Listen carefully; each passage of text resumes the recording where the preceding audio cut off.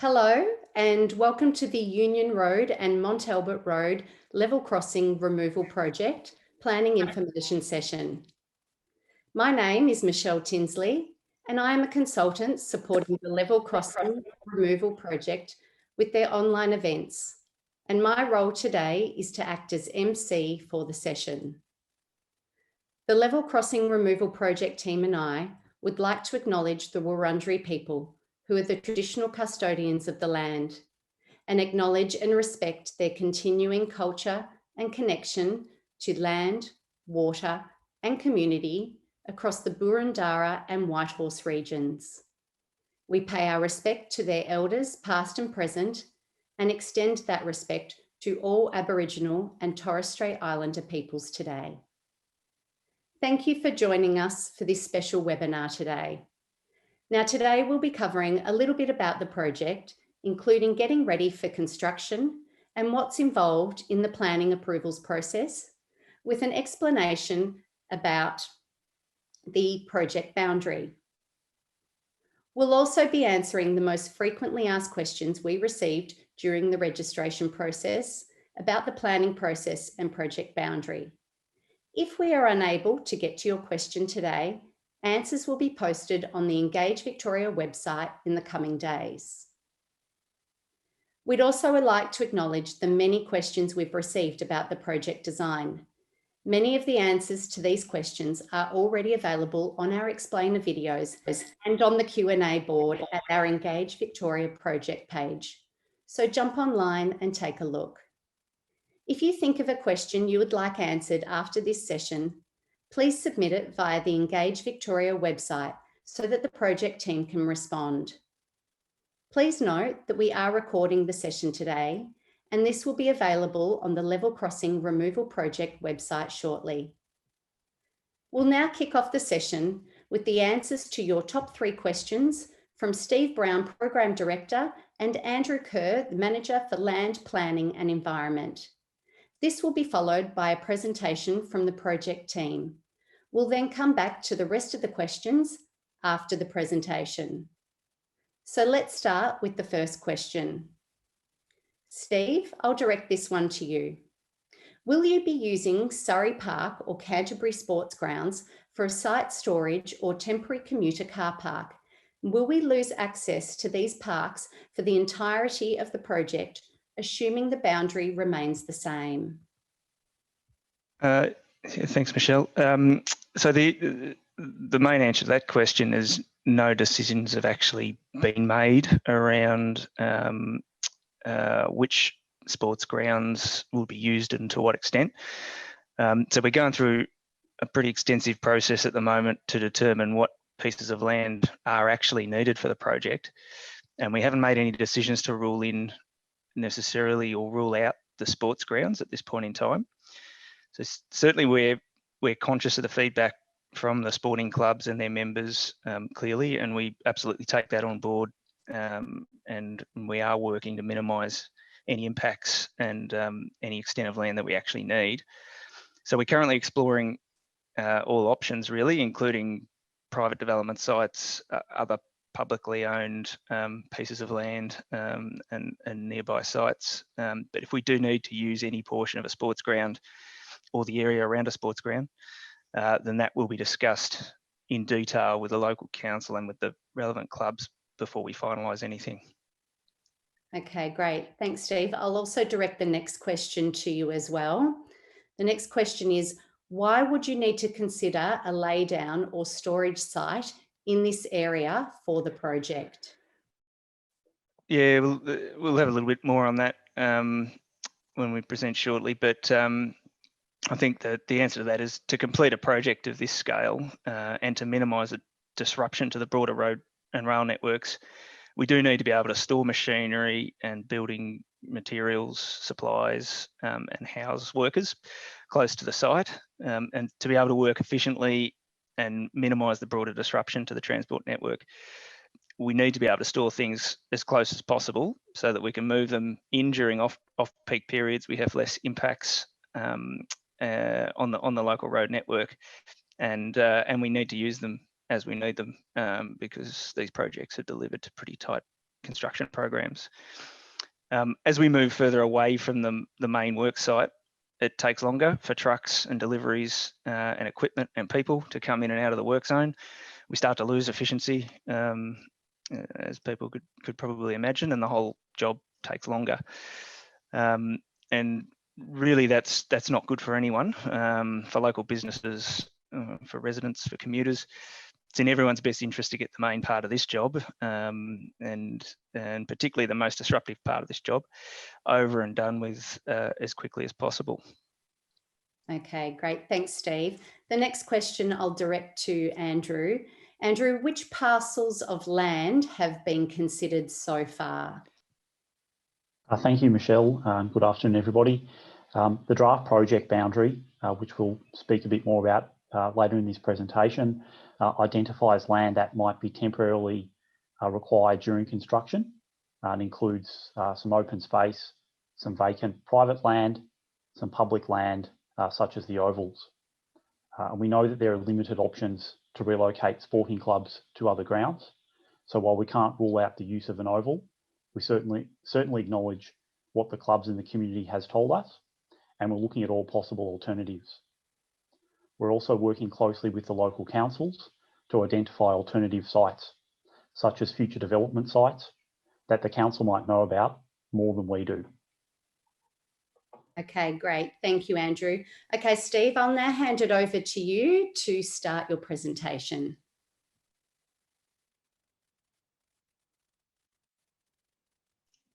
That old trick.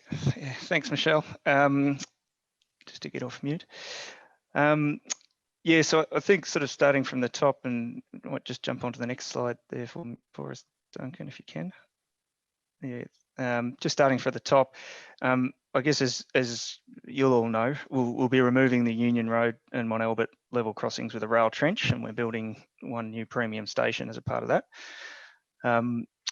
Community consultation on aspects of the station design was recently open for almost 3 months, and we've actually received over 1,000 pieces of feedback from that exercise, which is a really good response.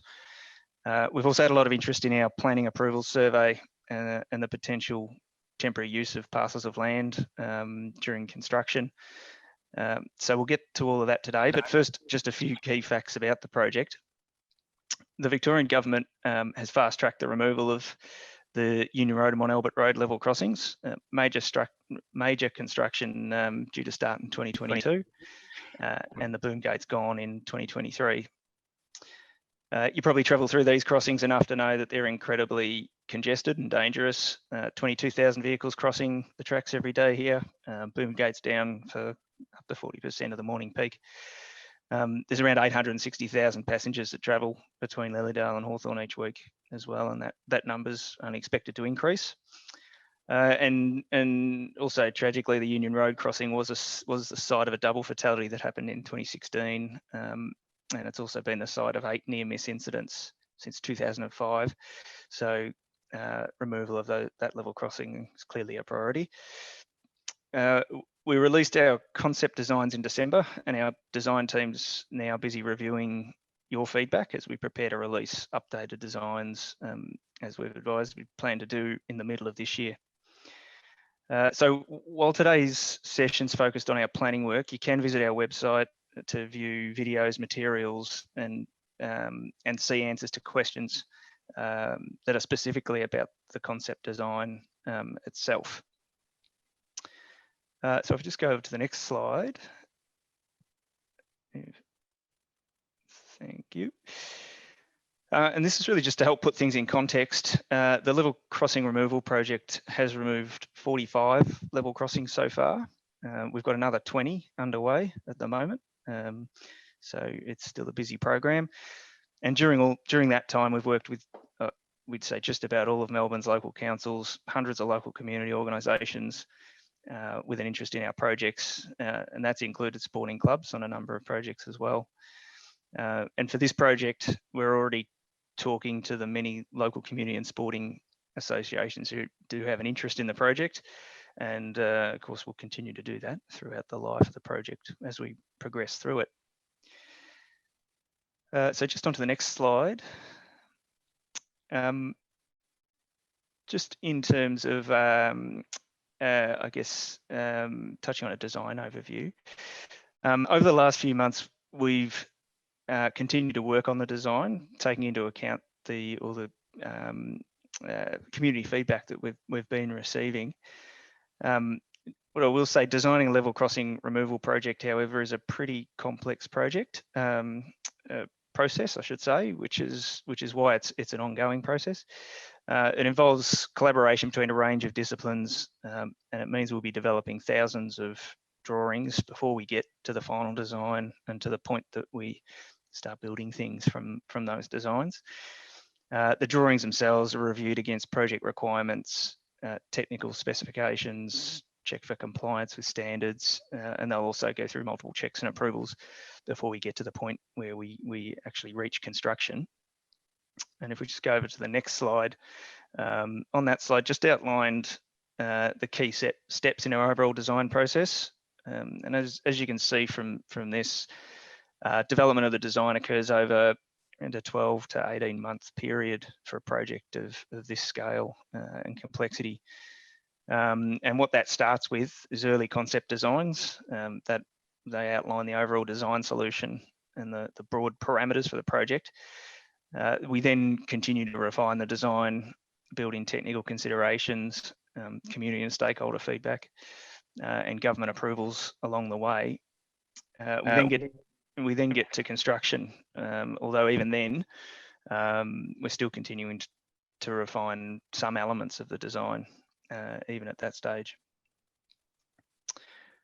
So if I go over to the next slide, I might move more into talk about what's involved when removing level crossings with a trench design, as well as what we consider when assessing the land we might need for laydown. So getting into the sort of construction and delivery aspects. It's important to note that no decision has been made, as I said at the outset, and the sort of number one question that we got, no decision has been made in relation to what land we need to temporarily access. We're still refining our construction planning, meeting landowners, meeting sporting clubs to work out what we need. So generally what's involved in removing a level crossing, and if I go into that a little bit, the Union Road and Mont Albert Road project's a massive job.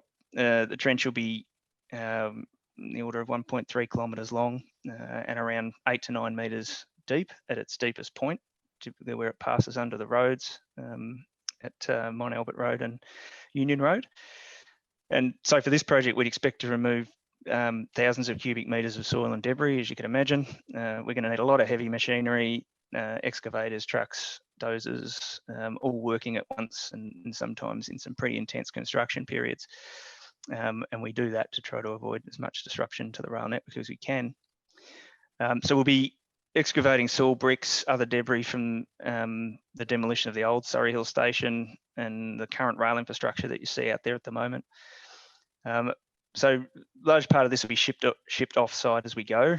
So the materials like bricks and steel, where they can be, they get recycled. The soil will be disposed of in accordance with regulations, depending on the classification of that soil and its type. And so if I just flick over to the next page, thank you. So just there's a picture there, just to give you an idea of scale to which we work and how much we'll have going on during construction. That's a photo of a trench being dug out in Cheltenham as one of our level crossing removal projects. This happened last year, or the level crossings were removed in 2020 on that project. So yeah, clearly at the height of a project like that one, we've got hundreds of machines working, and we've got many hundreds and up to over 1,000 workers working around the clock at peak time on a project such as that one at Cheltenham that happened last year. So just to move over to the next slide. A bit more detail, I guess, about what goes on during construction and the phases. I've probably referred a little bit to intense phases of construction. So just to put that in a little bit of context,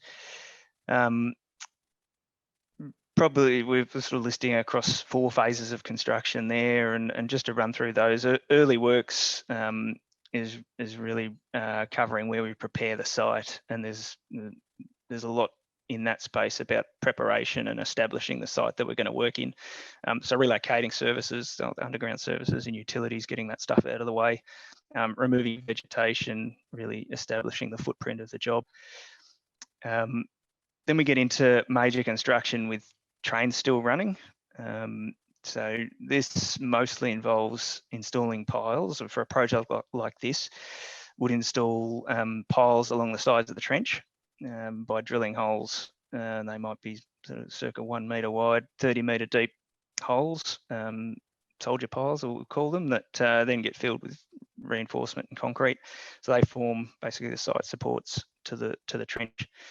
In a lot of cases, we design the project so we don't have to stop the trains while those are put in the ground. And then that allows us, then we shut the rail line down for what would be a more extended period. And that's really the biggest piece of work that begins then. And that's the digging of the trench, hooking out all of that soil, taking it off site, laying the concrete base, reinforcing the trench walls, laying the new tracks, building the station platforms. And we do all of that as quickly as we can, obviously, so we can get the trains up and running as quickly as possible. And then beyond that period, which is probably what we'd refer to as the most intense period of construction, and pretty heavily planned to military precision. After that, once we've got trains resumed running again, typically we'll complete station buildings, car parks, landscaping, streetscapes around the station precincts, all the finishing works that come after the bulk of the construction. So just hopefully a useful snapshot of how the projects like this one normally play out in construction. And if I just duck onto the next slide, I've used the term laydown areas a few times. I haven't seen that flick over yet. There we are. Yeah, so talking laydown areas and really what does all that mean for the community? So it goes without saying that there'll be some disruption during construction, which is unavoidable, especially at the construction peak phases that I was just talking about earlier. Although we do schedule our works in a way to reduce the impact on the community, but we'll be able to tell you more about this and how we schedule and phase that work after we complete our full detailed construction planning, and there'll be information to be shared about that well in advance of those stages happening. However, we do need to plan for laydown areas for construction well in advance, and the laydown areas I'm talking about are generally open areas of land where we can place our site offices, materials, machinery while we're building. You would see something similar on every major civil construction project that's going on at the moment. So a suitable laydown area needs to be close to site for safety reasons. As I've said before, there's a big piece in the efficiency of being able to build the job and have what you need close at hand, and being able to house your workforce somewhere nearby your project. And important to be open, flat piece of land and have good access. And when we're looking for laydown areas, we try to use first choice is always railway land, government owned nearby railway land. But sometimes this is not available, and that means we need to consider other options, and we often do. And that can be nearby council or private land in some cases. So for this project, the rail corridor is obviously very tight. We know we'll need to temporarily use some public or private land in Surrey Hills or Mont Albert during construction. And Andrew, who's our planning specialist, will talk more about this and the draft project boundary next. So with that, I think I may pass back to you, Michelle, so you can move us on to the next topic. Great, thanks, Steve. I'd now like to reintroduce you to Andrew Kerr, the Manager for Land Planning and Environment. Thanks, Andrew.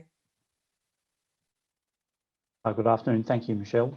We can move on to the next slide, please. So what is a draft project boundary? You've probably heard this term being used. So a draft project boundary incorporates all different types of spaces, including roads, parks, open space, and private land within that boundary. Inclusion in the draft project boundary does not mean that the project will have an impact on sporting grounds. LXRP will work directly with sporting clubs on any project requirements and implications, whether big or small. The next slide, please. So what you're seeing on the screen there is an overview of this project's draft project boundary, and a full copy of the draft project boundary is available on the project's page on the Engage Victoria website. So construction of major infrastructure like level crossing removals typically requires more land than is available in the rail corridor. And this is why the draft project boundary covers much more land than you otherwise might expect. And Steve Brown has just touched on that. So land included in the draft project boundary includes the rail corridor itself, but it also includes local roads and streets, arterial roads, some privately owned land, and some publicly owned land.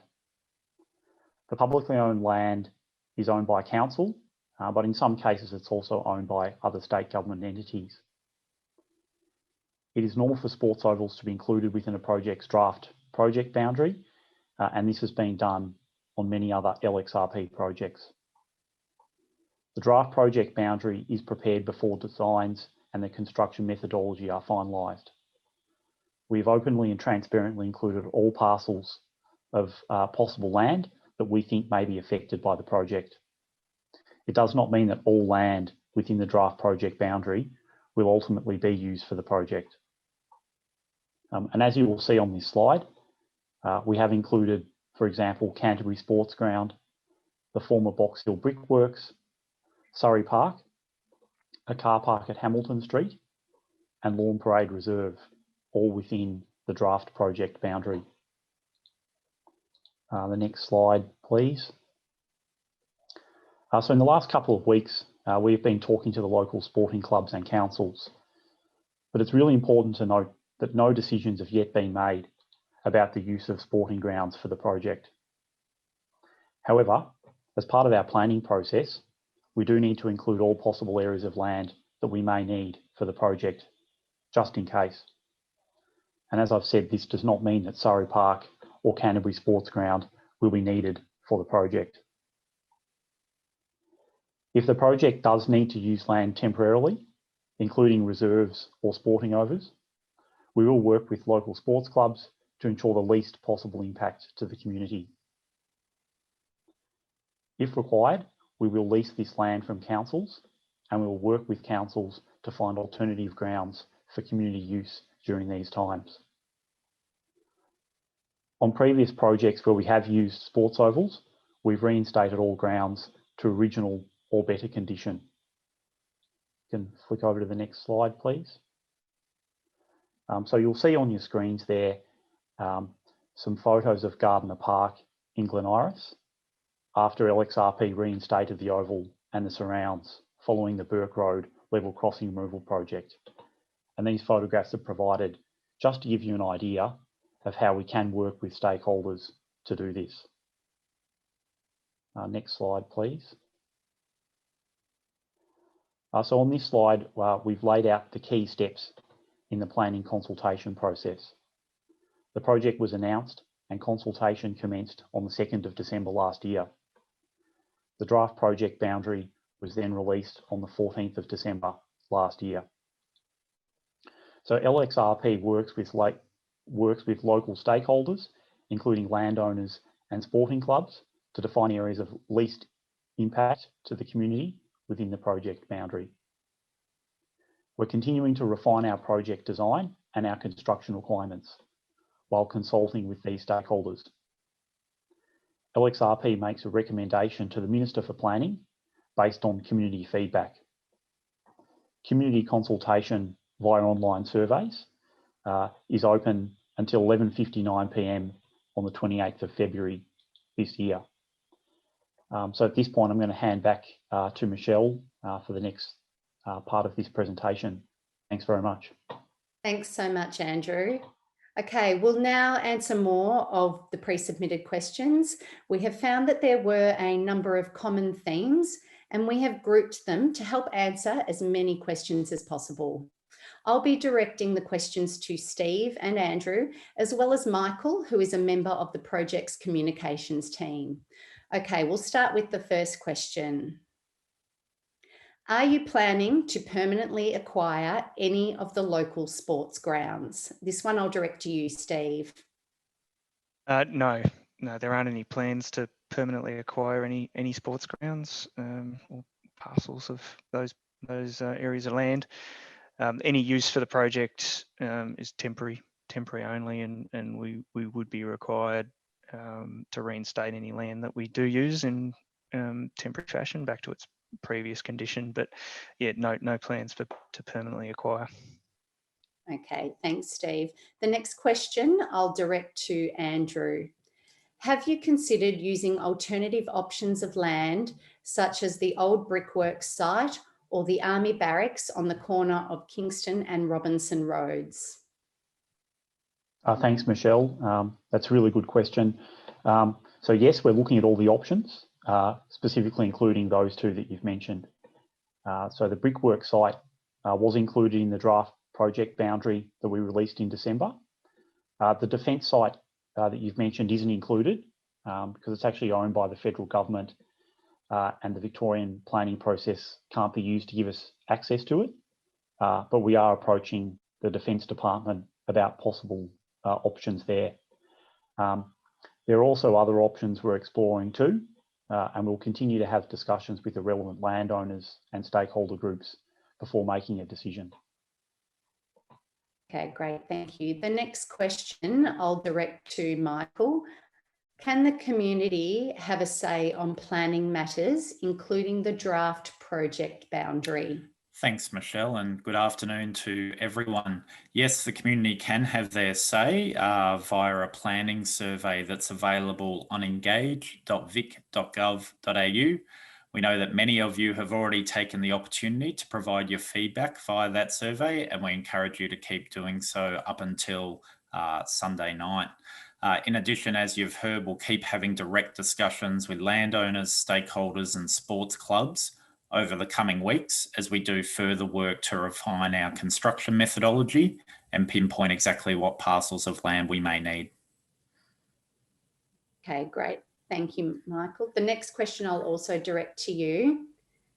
Why haven't you informed or consulted the community about using the local sporting grounds? Thanks, Michelle. As Andrew pointed out a little earlier, we did release our draft project boundary back in December, and indeed I know that many people have been on the Engage Victoria website and already provided us with some feedback on that. We'll keep promoting all of the opportunities for people to have their say. We do that via newsletters that people will find in their letterboxes, and also via our electronic newsletters that people can sign up to receive on our website to get the latest project news directly into their inbox. We will keep talking to landowners, stakeholders and sporting clubs, so that consultation process is ongoing as we work through the project. Okay, great. I'll also direct this next question to you too, Michael. The next question is, when will the community and local sporting clubs get more information on construction plans? Yeah, so as Steve outlined, we're currently in the process, having released our concept designs. The team's currently in the process of working through the over 1,000 pieces of feedback that we receive from the community. So that will inform updated designs. And as those updated designs progress, the planning around construction will really start to take shape. So by the middle of the year, we'll be back out with information both about updated designs, but by that point, we'll also have had many more discussions with landowners, stakeholders and sporting clubs, and we'll be able to provide a bit more info about what those construction plans are. Okay, great. Thanks, Michael. I'll direct the next question to Steve. When will construction start and end, and what impacts will it have on residential streets, main roads and train services? Yeah, thanks, Michelle. So as we sort of said in the headlines, major construction for the project is planned to begin in 2022, and the level crossings to be gone in 2023, sort of said at the outset. That being said, we will be planning to start early works later on this year, and that's sort of that early type of works, and that involves some construction impacts when we set up our sites for the project and undertake the preliminary works, like the underground services, relocation, that type of thing that I was referring to earlier. And as you can imagine, the exercise of building the trench, lowering the train line involves a lot of excavation, and the new station itself is a major piece of work. So there will be disruptions to the road network, bus routes and trains at different times during the project. However, we'll always work to minimise those disruptions where possible, and always provide notice of these works in advance through multiple means, letterbox drops, email updates, and social media, for example. But more detail about the construction work and what to expect will be available, I'd say, in the coming months, and we'll release more information that will keep the community updated as we progress through our works as well. Okay, the next question I'll also direct to you as well, Steve. The next question is, how will traffic and parking be managed during the construction phase? And what will be done about safety of pedestrians and commuters? Yeah, and it's a pretty important consideration, and number one consideration is safety of our workforce and the community when we're delivering these projects. So we're still developing our designs and the construction schedule in its sort of finite detail, I guess. And we'll have more information around the temporary parking measures or impacts soon. It's safe to say, yeah, there will be some impacts on the existing traffic and parking arrangements. But during our works, we will set the sites up with traffic management, signage, safety barriers, and safety is a huge priority, as I said, with these projects. We'll ensure the works are undertaken in a way that's safe for both workers and community. And I guess that the highest order priority there is to separate community and construction as much as we can through hoardings and fencing and those types of things. But where they do overlap, yeah, it's establishing our traffic management measures in order to sort of protect, knowing that this is a local area that people move around a lot. Okay, great. The next question I'll throw to you, Michael. The next question is, how will you help local community members directly impacted by these nearby construction plans? Thanks, Michelle. It's a really good question. As we've described, major construction will commence in 2022. We do a lot of things, working really closely with residents, groups, and also traders to minimise our construction impacts. So once we've gone through that process of really getting our construction program locked down, we'll be able to do some really detailed work with all three of those groups around knowing when big works are happening and working through to get a shared understanding of how best to minimise those impacts. For example, there's some really practical things we do, like having water carts running around to make sure that we keep dust levels down if we have any soil in transport. We also have street sweepers to keep local roads clean, etc. When we hit that peak construction that Steve was talking about earlier, we do a lot of detailed planning to understand where the noise is going to be. And indeed, sometimes often we deliberately put some of the noisy work during the day for obvious reasons. However, sometimes in trader precincts, it's actually better for us to get in there at night and do certain work so that we can really minimise impacts to businesses' operating hours. In certain times when we've got that really peak heavy construction, for residents who are directly really close to those works, we offer different forms of respite, and in some instances, we also offer relocation. So that's the opportunity for a household to go somewhere like a Quest apartment so that they can get a good night's sleep while that work is happening as quickly as possible to get the overall disruption length down and to get trains back up and running. There's a lot of detailed planning that goes into that and a lot of advanced notification that we are able to provide to the community, residents and businesses. So we'll certainly be doing that as we before we head into that period of peak construction. Thanks, Michael. I'll throw the next question back to you, Steve. The next question is, how will traffic be managed in the area after the project is completed? Thanks, Michelle. I think, I suppose we're talking about, once we're finished, what the sort of permanent traffic arrangements are.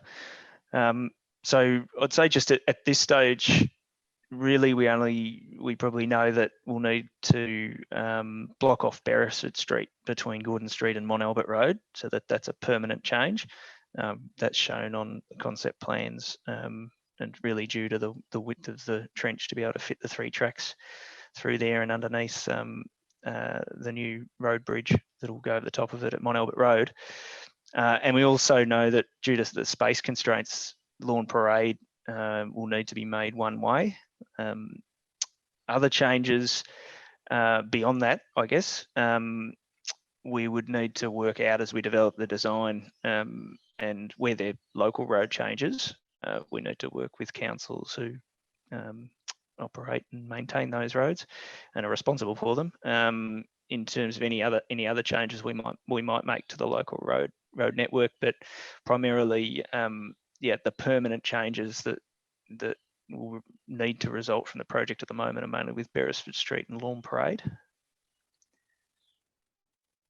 Okay, great. We'll also stick with you, Steve, for the next few questions. The next question is, if we just move to the next one, has the residential amenity of locals been considered after the project has been completed? For example, noise. Yeah, well, absolutely. We're obviously designing brand new infrastructure with a view to improving amenity overall, such as the improvements to safety, connectivity, better train station, more train services in the future. And when it comes to things like noise, which you mentioned there, there is policies and guidelines that we apply, and that, for example, is the passenger rail infrastructure noise policy.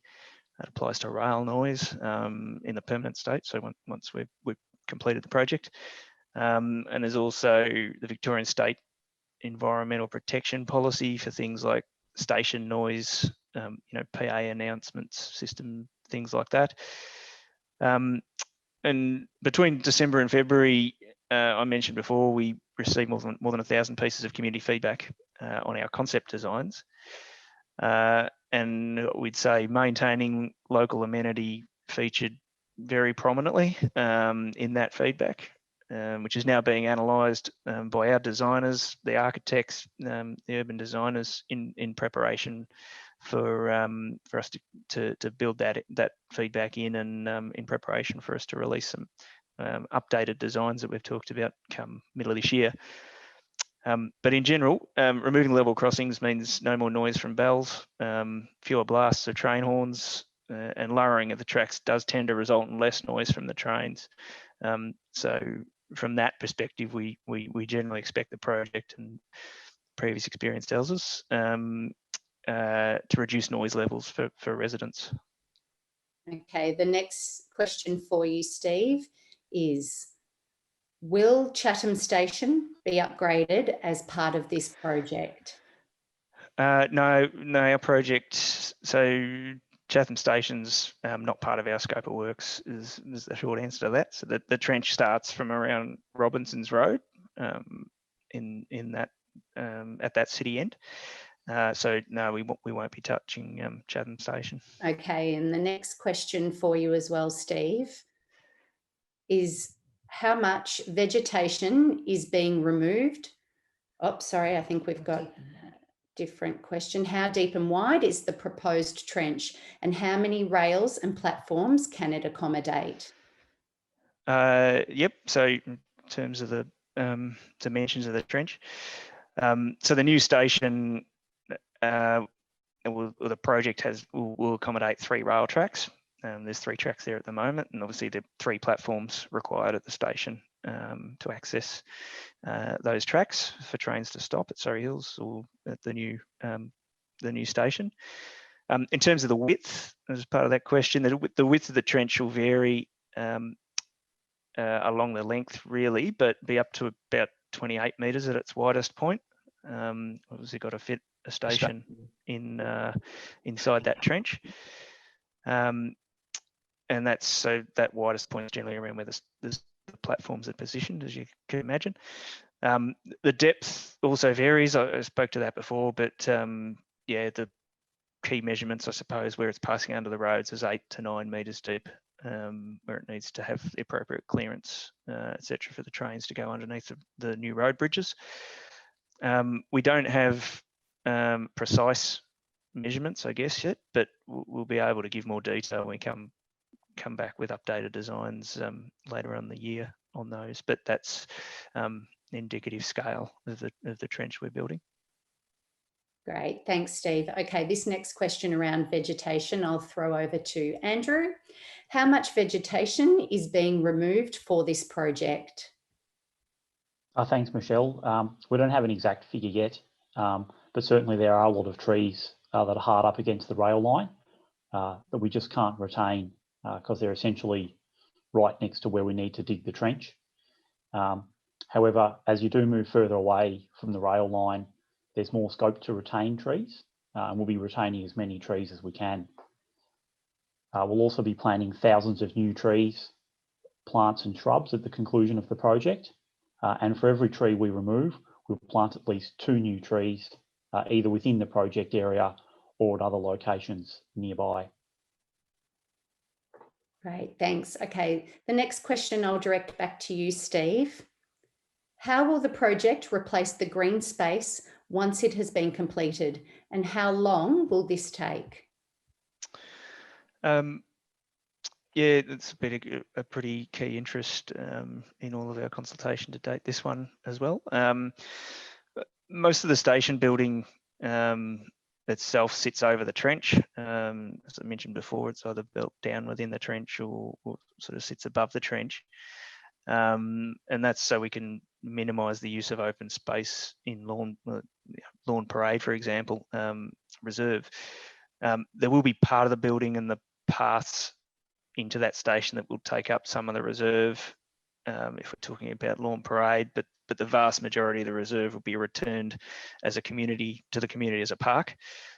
Obviously, during construction, the area is going to be needed for the works, but we'll put back grass and new landscaping at the end of the project.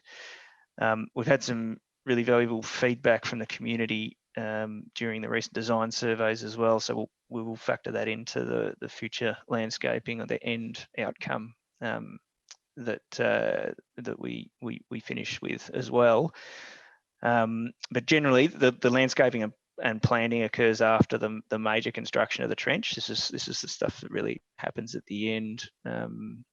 Once we're sort of finishing with the core works, what we'd say would be the finishing works after the station's built. And so in this case, that'd be sometime in or after 2023 when we're at the back end of that, putting the finishing touches on the project. Okay, great. Now, if we can just move to the next slide and we'll just talk through the next steps for the project. So planning consultation is open on the Engage Victoria website until the 28th of February. We'll also keep you updated on the progress over the coming months. And then we'll be back in mid-2021 with more community consultation on the updated designs. So we're at time now, and I hope we've given you a better understanding about the project and our planning processes and answered many of your questions.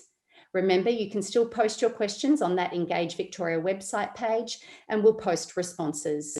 You can also make planning submission until 11:59 p.m. on Sunday. I'd like to thank Steve, Andrew and Michael for their time today. And on behalf of the Level Crossing Removal Project team and I, thank you for joining us. Goodbye.